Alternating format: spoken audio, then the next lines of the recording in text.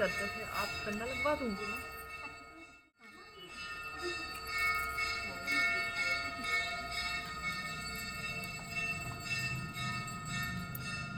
आ रहा सब तो नजदीक हो जाए। महाराज की जय। हाथ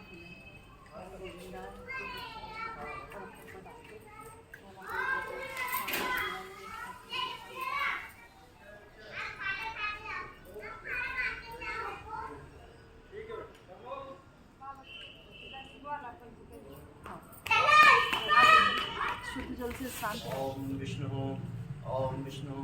विष्णुवे नमः।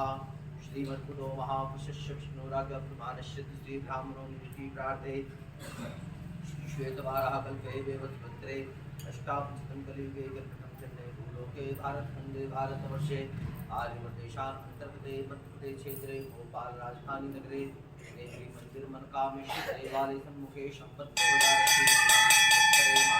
मासे पवित्र मासे कार्तिक मासे शुभे कृष्ण पक्षे उत्तमामः चतुर्थ्यां शुभफलऋतौ शेषु गृहेषु यथा यथा राशि स्थान स्थितेषु सत्सु एवं ग्रहगुणविशेषण विशिष्टायामः शुभफलऋतौ ममात्मनः रामपुत्रत्रान्तरत्ना ममात्मनः श्रुतिः पुराणोक्तः फलप्राप्त्यर्थं सह कुटुम्बस्य सपरिवारस्य सह पुत्रस्य दीर्घायुः ऐश्वर्यादि व्यर्थम सकल कामना संसिद्धर्थम सकल मनोरथ संसिद्धर्थम सकल ग्रह बाधा निवारार्थम एहि जन्मांतरी वा सकल दुरितोपशमनार्थम कायिक वाचिक मानसिक सांसारिक सुख प्राप्त्यर्थम समस्त इच्छित कामना संसिद्धर्थम समस्त ग्रह बाधा निवारार्थम मम विशेष रूपेण मम संकल्पित कार्य जो भी मनोकामना मम समस्त मनोकामना संसिद्धर्थे श्री करवाचौथ पूजनम महा वयं करिष्यामि तत्पुत्रान्ते निर्विघ्न कार्य संपत्ति श्री गणेश पूजनम महा दीपक कलश पूजनम महा शिव पार्वती पूजनम महा वयं करिष्यामि उपदेशां सदाशिवाय नमो नमः मा पूजनम महं वयं करिष्यामि गणेशाय अर्पणमस्तु ओम जजागुरो देवं ज्योतिगां ज्योतिरेकं तन्मे मनः गिलास से पानी। चला दीपक का पूजन करो। हाँ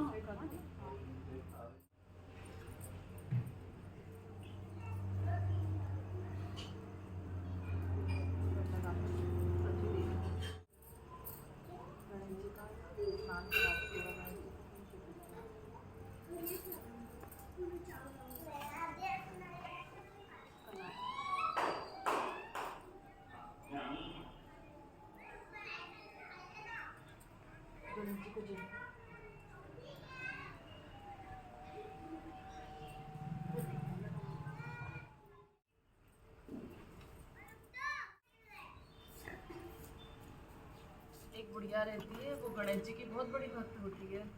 हाँ। गणेश जी रोज गणेश जी मिट्टी के गणेश जी बनाती थी और उनका विसर्जन कर देती थी।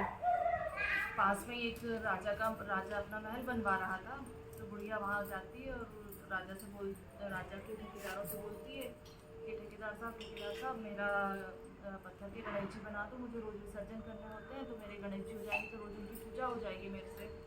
तो गणेश जी भगवान ठेकेदार बोलता है कि बोलिए हमारे पास और कुछ काम नहीं है कि हमें राजा का महल जल्द से जल्द पूरा करना और तुम्हारे गणेश जी थोड़ी ना बनाते फिरेंगे। तो बुढ़िया का गुस्सा आ जाता है, तो वो बोलती है 1 हाथ बनाओगे 10 हाथ टूटा मिलेगा, और श्राप देकर चली जाती है। बहुत दिन हो जाते हैं, राजा सोचता है कि मेरा महल बन गया होगा, अब तो बहुत दिन हो गए, जाकर देखता हूँ। जाकर देखते हैं तो वहाँ एक ईंट लगी हुई थी बस। राजा बहुत क्रोध करता है कि ऐसा कैसे अभी तक तुमने बनाया क्यों नहीं। तो ठेकेदार उसको बात बताता है कि एक बुढ़िया आई थी, वो ऐसा श्राप देकर चली गई है। तो राजा कहता जाओ उसको बुढ़िया को ढूंढवा कर लाओ। पूरे गाँव में उसको ढूंढते हैं तो बुढ़िया मिल जाती है। बुढ़िया के मिलने के बाद राजा उसको बुलाते, कहते बुढ़िया अम्मा तुमने ऐसा क्यों कहा। कहते कि राजा साहब मैंने इनसे बोला था मेरे गणेश जी बना दो, उन्होंने बना कर ही नहीं दिए। कहते ठीक है अच्छा है, इनके सबसे पहले इनके गणेश जी बना कर दो। तो बुढ़िया के गणेश जी बना कर देते, तो बुढ़िया बोलती है कि 1 हाथ बनाओगे 10 हाथ बना मिलेगा। थोड़े दिन बाद ही राजा अपनी महल की खिड़की से देखता है तो उसका महल बनकर तैयार हो जाता है। तो फिर गणेश जी महाराज जैसे पहले थे वैसे किसी पे मत रुकना, जैसे बाद में खुश हुए जैसे सब पे खुश होना। बोलो गणपति महाराज अब गणेश, 4 गणेश, 5 गणेश, 6 गणेश, 7 गणेश, 8 गणेश, 9 गणेश, 10 वो चटोरी रहती है, वो कुछ नहीं होता, उसको खाने को सबसे पहले चाहिए रहता है। तो गुड़िया ने ना एक दिन अपने घर में ब्राह्मण भोजन रखा, तो उसने सोचा कि अरे यार ब्राह्मण भोजन करेंगे उससे पहले तो बहू भोजन कर लेगी और फिर तो झूठा कर देगी। तो उसने ना क्या करा कि जा तू आज कपड़े धो कर आना। तो बहू कहती इतने सारे कपड़े, कहते हाँ, कहते फिर भूखी रह जाऊँगी, कहते नहीं कुछ भूखी नहीं रहेगी, थोड़ी देर में कपड़े धुल जाएंगे, आ जाना वापस। धुले बिना धुले सारे कपड़े उसको पकड़ा देते हैं। बहू भी बहुत चतुर थी, वो समझ गई कि ये मेरे को भूखा रखने की वजह से ब्राह्मणों का भोजन है, झूठा ना करो इसलिए भेज रही है। तो उसने चुपके से एक थैली में आटा बांधा और एक में दाल रख ली और चुपचाप चलते बनी मसाले रखकर। फिर वहाँ कपड़े वपड़े धोकर उसको भूख लगी तो वहीं उसने आटा गूँथा और वहीं एक शमशान था तो एक चिता जल रही थी, उस पर बाटी सेक ली, दाल बना ली।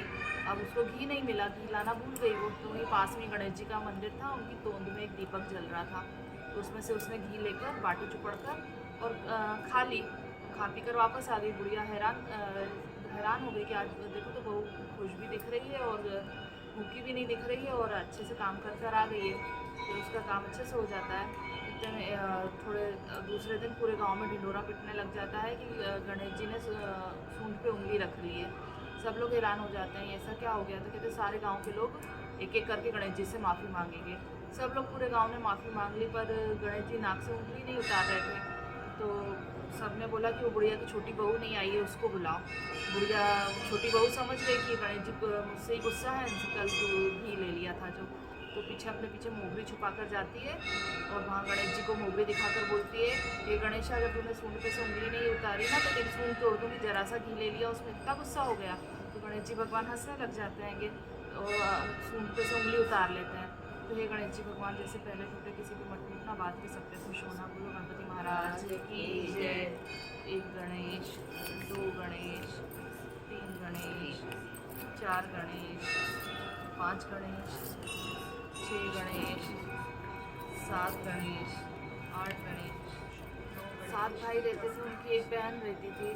सातों भाई अपनी बहन से बहुत प्यार करते थे। तो बहन छोटी थी, बड़ी हो गई, उसकी शादी की चिंता हुई, उसकी शादी कर दी। तो बहन मायके आई हुई थी, उसी दिन चौथ माता का व्रत पड़ा। तो भाई कहते हैं सारी भाभियाँ चौथ माता का व्रत करने लगी। तो बहन पूछती क्या कर रही हो भाभी आप लोग? कहते आज चौथ माता का व्रत है, हम लोग व्रत रखेंगे। कहते कैसे रखते हैं? कहते कि चंद्रमा देखकर फिर ही खाना खाते, दिन भर कुछ पानी और खाना नहीं खा सकते, रात को चंद्रमा की पूजा करने के बाद ही खाना खाते हैं। कहते मैं भी रखूँगी। तो भाभियाँ कहती तुम मत रखो, तुम्हारे भाई तुम्हारे बगैर खाते नहीं और वो भूखे रहेंगे नहीं तो तुम्हारा व्रत नहीं रह पाएगा। तो वो तो जिद पकड़ लेते कि नहीं मैं तो करूँगी, तो वो व्रत रख लेते हैं। भाई भूख प्यास से व्याकुल होने लगते हैं। वो बहन नहीं खाती थी जब तक भाई भी नहीं खाते थे।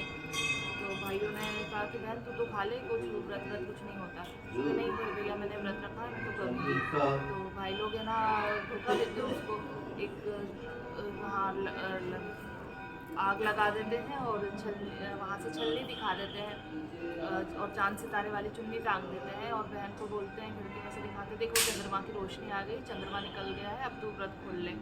तो बहन कहती हाँ ठीक है मैं खा लेती हूँ। अपनी भाभियों से कहती देखो भाभी पूजा कर लो और खाना खा लो। कहते नहीं ये तो तुम्हारे भाई का झूठा चंद्र तारे हैं, हम नहीं करेंगे, हम व्रत नहीं खोलेंगे। तो बहन कहती ठीक है मत खोलो, मैं तो पूजा करके खाना खा रही हूँ। पूजा करके खाना खाने बैठी ही थी, जैसे ही एक बिल्ली वहाँ से गुजरती कहती कि रान का पति मरा पड़ा है, देखो खाना खा रही। तो उसकी माँ से बोलती माँ देखो तो क्या बोल रही है? कहते कुछ नहीं, एक टुकड़ा फेंक के उसको चली जाएगी। तो खाना का दूसरा कोल खाने लगती है तो उसमें बाल निकल आते हैं। दूसरा कोल जैसे ही उठाती है वैसे है ना उसके ससुराल से संदेश आ जाता है कि पति बहुत बीमार है, घर चलो।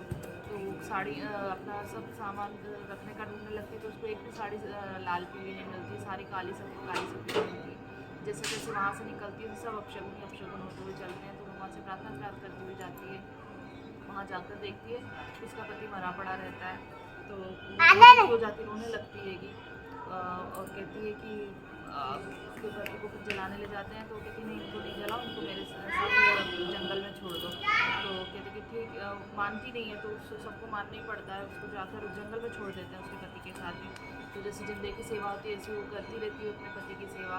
एक दिन फिर चौथ माता का ही दिन आता है, वहाँ से कंडे लेके जाने वाली बुढ़िया आवाज़ लगाती हुई जाती है, चौथ माता का व्रत है, चौथ माता का व्रत है। तो उससे पूछती क्यों अम्मा चौथ माता का व्रत है? कहते हाँ चौथ माता का व्रत है। तो गोबर के तो बनाती है वो खाजे और वहीं सामान इकट्ठा करके दीपक करके और मिट्टी का करवा बनाकर वहीं पर और चौथ माता की पूजा करती है। तो एक पहली चौथ माता आती है, कहती माँ सुहाग दो। कहते तूने तो हमें जला दिया मार दिया, हम तो सिर पर क्या है का सुहाग नहीं। तो नहीं माँ आपको तो सुहाग देना ही पड़ेगा। तो कहते ठीक है अच्छा मेरे बाद दूसरी आएगी उससे मांगना। दूसरी माता आती है तो दूसरी माता से कहती माँ सुहाग दो। कहते वो भी यही कहती है, वो कहती तीसरी आएगी उससे मांगना। ऐसे कर करके चौथी आती है, पाँचवीं आती है, छठी आती है, सातवीं आती है, आठवीं आती है। तो आठवीं वाली से कहती मामा सुहाग दो। कहते हम क्या का सुहाग दें, अब 10वीं माता आएंगी उनसे ही मांगना। तो कहते कि ठीक है। कहते वो बहुत विकराल रूप में आएगी, काली रहेंगी, उनके ऊपर मक्खियाँ भिनभिनाती रहेगी, जीभ लपलपाती रहेंगी, तुम डरना मत और उनसे सुहाग मांगना वो दे देंगी। ठीक है। तो 10वीं माता आती तो तूफान आने लगता है और खूब लपलपाती हुई जीभ काली बनकर आती हैं। तो वो डरती नहीं है और बोलती मामा सुहाग दो।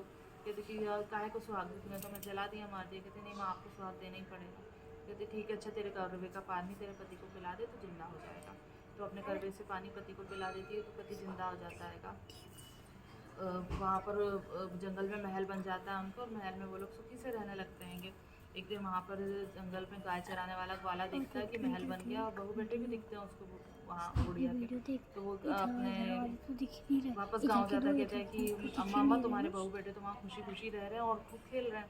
कहते नहीं ऐसा हो ही नहीं सकता, वो तो भाग गई होगी वहीं पर किसी को छोड़कर। कहते नहीं वहाँ हैगा। तो वो जाती अम्मा अपने बहू बेटों को देखने, दरवाज़ा खटखटाती। कहते सच का साथ दोगे तो दरवाज़ा खुलेगा, झूठा होगा तो दरवाज़ा नहीं खुलेगा। तो दरवाज़ा खुल जाता है तो अपने बहू बेटे को देखकर बहुत खुश होती है। तो हे चौथ माता जैसे पहले टूटे वैसे किसी को टूटना बाद में, जैसे सब पे खुश हो वैसे सब पे खुश रहना, सबका सुहाग।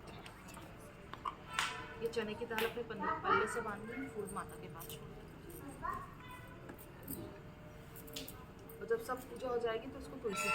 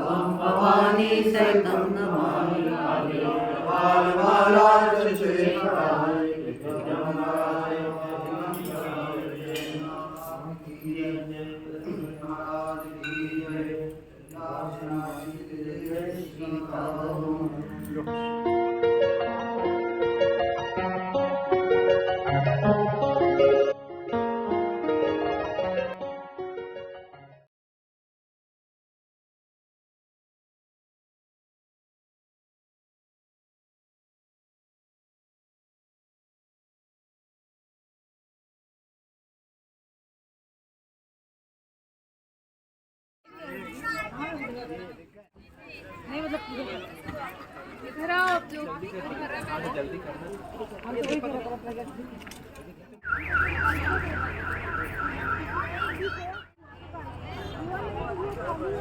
मनो को